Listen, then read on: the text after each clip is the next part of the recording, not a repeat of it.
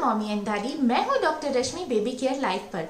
Last week हमने एक पोल किया था कि आप हमसे क्या टॉपिक सुनना पसंद करेंगे और आप में से 58% लोगों का कहना था कि आप बच्चों की न्यूट्रिशन के बारे में हमसे और ज़्यादा जानना चाहते हैं। तो ये वीडियो में मैं डिस्कस करूंगी कि 1 से 3 साल के बच्चों की डाइट चार्ट कैसी हो, उनका डाइट प्लान कैसे हो और उनकी बैलेंस डाइट कैसी हो, और उनकी न्यूट्रिशन के बारे में बहुत ही इंटरेस्टिंग बातें हम डिस्कस करने वाले हैं। तो मेरे साथ शुरू कीजिए, मैं हूँ डॉक्टर रश्मि बेबी केयर लाइव पर।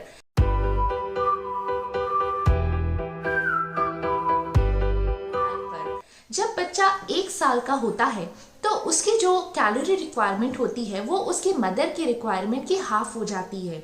यानी कि बच्चे को लगभग उतने ही खाने की ज़रूरत होती है जितना उसकी मदर खा रही है, उसका हाफ अमाउंट। तो मतलब बच्चे को बहुत ज़्यादा खाने की ज़रूरत है और उसका पेट है छोटा। तो ऐसे में हमें खाने को कैसे न्यूट्रिशियस बनाना है, कैसे एनर्जी डेंस बनाना है और उसे कैसे बैलेंस फूड देना है। इस वीडियो में हम बैलेंस फूड के कॉन्सेप्ट को डिटेल में समझेंगे और समझेंगे कि बच्चे की रिक्वायरमेंट क्या है, ताकि हम ये जान सकें कि हम जो खाना दे रहे हैं बच्चे को वो सफिशिएंट है या नहीं है। तो बैलेंस डाइट आखिर है क्या? बैलेंस डाइट वो डाइट होती है जिसमें adequate amount of carbohydrate, protein, fat, vitamin और माइक्रोन्यूट्रिएंट्स होते हैं। ये डिपेंड करता है रिक्वायरमेंट के ऊपर, जो कि बच्चे की एज से रिलेटेड है। जैसे कि आप यहाँ देख सकते हैं कि हमें एक बच्चे को सबसे ज्यादा रिक्वायरमेंट होती है कार्बोहाइड्रेट की और सबसे कम रिक्वायरमेंट होती है फैट की। जब बच्चा 1 साल का हो जाता है तो उसकी डेली कैलोरी रिक्वायरमेंट होती है 100 to 110 पर केजी पर डे। यानी अगर एवरेज निकाला जाए तो करीब 1050 किलो कैलोरीज की रिक्वायरमेंट होती है बच्चे को हर दिन। साथ ही उसे 17 ग्राम प्रोटीन की भी जरूरत होती है। इसके अलावा उसे चाहिए बहुत ज्यादा कैल्शियम, बहुत ज्यादा आयरन और भी बहुत सारे माइक्रोन्यूट्रिएंट। तो इतनी सारी चीजें उसके खाने में आएंगी कैसे? हमें उसे कौन सी एक परफेक्ट डाइट है जो उसे देनी चाहिए ताकि उसका ग्रोथ बहुत अच्छे से हो। ये एक बहुत ही इंपॉर्टेंट और सेंसिटिव टॉपिक इसलिए है क्योंकि लास्ट ईयर जब कोविड हुआ था मैं अपनी ड्यूटी में काफ़ी बिजी रहती थी। तो ऐसे में मैं अपनी बेबी को हमेशा मेड के पास छोड़ देती थी। तो उसका धीरे धीरे वेट लॉस होने लगा, जो मुझे काफ़ी परेशान करने लगा। और मैंने ये सोचा कि आखिर ये ऐसा क्यों हो रहा है। फिर मैंने उसकी डाइटरी रिक्वायरमेंट कैलकुलेट की और उसके लिए सैम्पल डाइट बनाया। जैसे आप देख सकते हैं यहाँ पर मैंने किस प्रकार से उसकी डाइट चार्ट की रिक्वायरमेंट कैलकुलेट की थी। उसके बाद करीब 2 महीने बाद उसका वजन काफ़ी एडिक्वेट हो गया। तो मुझे ये रियलाइज़ हुआ कि ये टॉपिक कितना इम्पॉर्टेंट है और ये आपको बताना कितना ज़रूरी है, क्योंकि जैसी प्रॉब्लम मुझे हुई शायद आप में से कई सारे लोगों को भी वो प्रॉब्लम हो रही होगी। तो चलिए आगे बढ़ते हैं। अब हम डिस्कस करते हैं कि फूड को कैसे ज़्यादा न्यूट्रिशियस और ज़्यादा एनर्जी डेंस बनाया जाए। तो एक जो सबसे ईजीएस्ट तरीका है वो है एडिंग ऑयल एंड घी। बहुत सारे लोगों को लगता है कि जो 1 साल के बच्चे होते हैं उनको घी नहीं देना चाहिए, उन्हें घी नहीं पचेगा। ऐसा नहीं है। जब भी आप घी या ऑयल ऐड करते हैं तो वो एनर्जी डेंस कर देता है, बहुत ज़्यादा कैलोरीज ऐड करता है और बच्चे को वो डाइजेस्ट भी होता है, बशर्ते आप उसे बहुत ज़्यादा ना दें। जैसे 1 साल का बच्चा है उसके लिए करीब हाफ चम्मच घी सफिशिएंट होता है। अगर 6 महीने का बच्चा है तो 3-4 बूंदे घी उसके लिए सफिशिएंट होती है।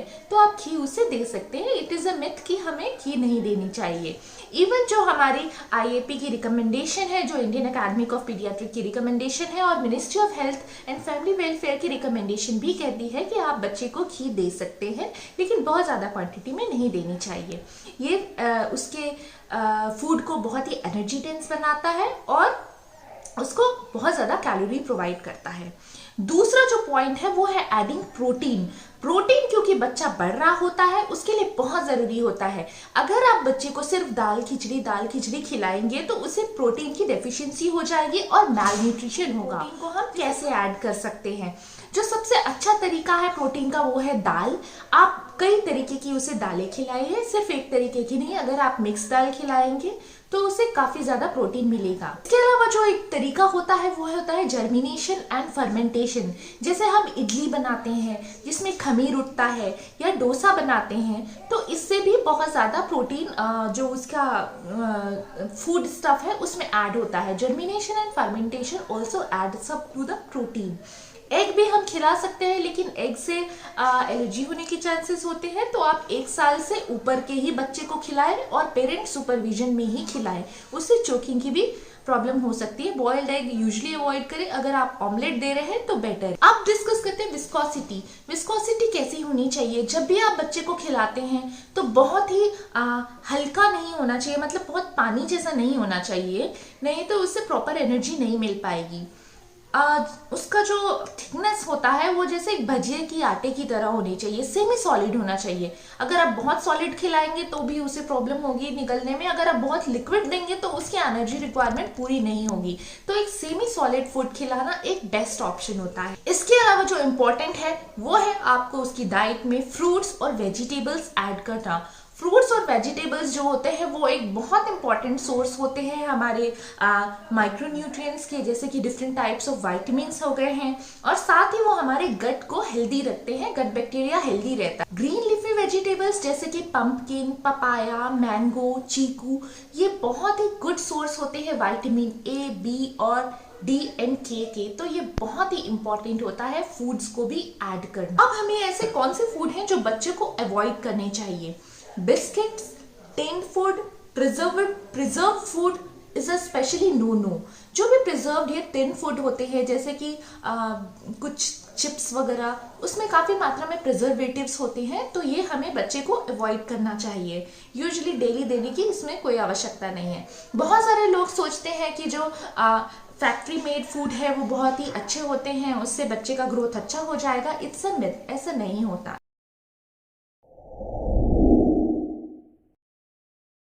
सैम्पल डाइट प्लान में 1 से 3 साल के बच्चे के लिए सुबह शाम मिलाकर करीबन मिनिमम 250 ml दूध होना चाहिए। इसके अलावा 4 चपाटियां, अगर आप 4 चपाटी नहीं देते हैं तो 2 चपाटी प्लस 2 कटोरी दाल या चावल। इसके अलावा 150 ग्राम या 1 कटोरी वेजिटेबल सुबह शाम डिवाइडेड है, और 100 ग्राम फ्रूट्स होने चाहिए उसके सैम्पल डाइट प्लान में। अब हम सुबह क्या देंगे, शाम को क्या देंगे, ये मैं मॉर्निंग में आपको ब्रेकफास्ट में आप उसे दूध दे सकते हैं, और फिर 2 घंटे बाद या दूध बेस्ड कोई सीरियल्स दे सकते हैं, जैसे कि दूध में पकी हुई सूजी हो गई, या दूध रोटी हो गया, या फिर दूध में पका हुआ दलिया हो गया, इस तरीके के, या फिर ढोकला हो गया। ये सारी चीजें आप दे सकते हैं। फिर उसके बाद उसे आप खाने में चावल मिनिमम 1.5 कटोरी चावल, दाल, इसके अलावा थोड़ा सब्जी, आधी कटोरी सब्जी। इसके अलावा आप दे सकते हैं इडली दे सकते हैं, रागी दे सकते हैं, डोसा दे सकते हैं। ये सारी चीजें आप लंच में दे सकते हैं। फिर इवनिंग ब्रेकफास्ट में आप उसे कुछ फ्रूट स्नैक दे सकते हैं, बनाना दे सकते हैं, मैंगो पल्प दे सकते हैं, या फिर पपाया का पल्प दे सकते हैं, थोड़ा बहुत फ्रूट जूस दे सकते हैं, या फिर पोटैटो की कोई डिश बना के उसे आप इवनिंग में दे सकते हैं। फिर दाल दे सकते हैं, 1 चपाती दे सकते हैं, थोड़ी वेजिटेबल्स दे सकते हैं, और रात में अगर बच्चा सोने के पहले दूध लेता है तो आप उसे दूध फिर से दे सकते हैं। तो ये एक अच्छा डाइट चार्ट है। आप खाने में वेरिएशन भी ला सकते हैं। इम्पॉर्टेंट है कि आप जो खा रहे हैं आप वही बच्चे को खिलाएं, और अगर आप अपने साथ बैठा के बच्चे को खिलाते हैं, जिसे पॉट फीडिंग कहते हैं, तो उससे बच्चा बहुत जल्दी खाना सीखेगा और बहुत ही खुश भी रहेगा। अब ये कुछ मिथ्स जो गलत है और हमें क्या नहीं माननी चाहिए। बहुत सारे लोगों का कहना है कि जो एग है या फिर जो ड्राई फ्रूट्स हैं वो बॉडी को गर्म करते हैं। ऐसा नहीं है, वो गर्म नहीं करते हैं, वो एक बहुत ही हेल्दी ऑप्शंस है और हमें बच्चे की डाइट में इंक्लूड करना चाहिए। सिमिलरली बहुत लोगों का मानना है कि फ्रूट जूसेस है या साइट्रस है वो बॉडी को ठंडा करता है। ऐसा नहीं है। अगर आप फ्रूट को नॉर्मल रूम टेम्परेचर पे रख के कट करके दे रहे हैं आपको, तो वो बच्चे को ठंडा नहीं करेगा। तो फ्रूट्स भी और वेजिटेबल्स भी एक बहुत अच्छे ऑप्शंस है और वो हमें बच्चे की डाइट में इंक्लूड करना चाहिए। बहुत सारे लोगों का मानना है घी नहीं देना है, आप घी भी दे सकते हैं।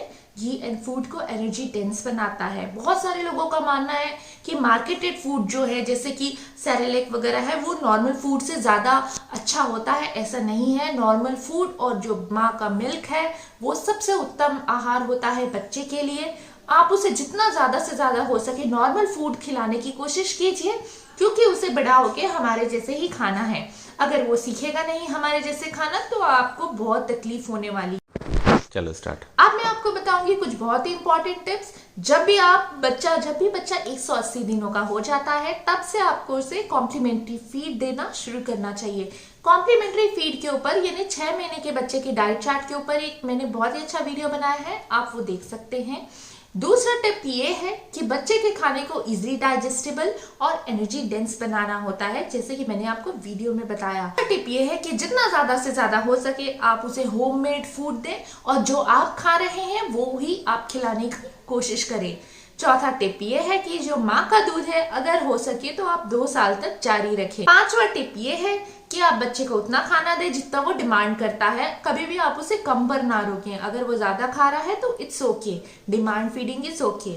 छठवा टिप ये है कि हमें बच्चे की रिस्पेक्ट भी करनी होती है, कभी भी आप उसे फोर्स फीड ना करें। अब आप बच्चे का खाना बनाते समय आप अपने हाथों को अच्छे से वॉश करें, साथ ही आप बर्तन को भी अच्छे से वॉश करें और बहुत ही अच्छे इन्वायरमेंट में बच्चे को, बहुत ही साफ सुथरे इन्वायरमेंट में बच्चे को खाना खिलाएं। मुझे उम्मीद है कि मेरा वीडियो आपको पसंद आया होगा। ऐसे ही और जानकारियां मैं लेकर आपके लिए आती रहूंगी। सारे हेल्थ अपडेट टाइमली पाने के लिए आप हमें सब्सक्राइब जरूर करें। मैं हूं doctor Rashmi, baby care live. Thank you.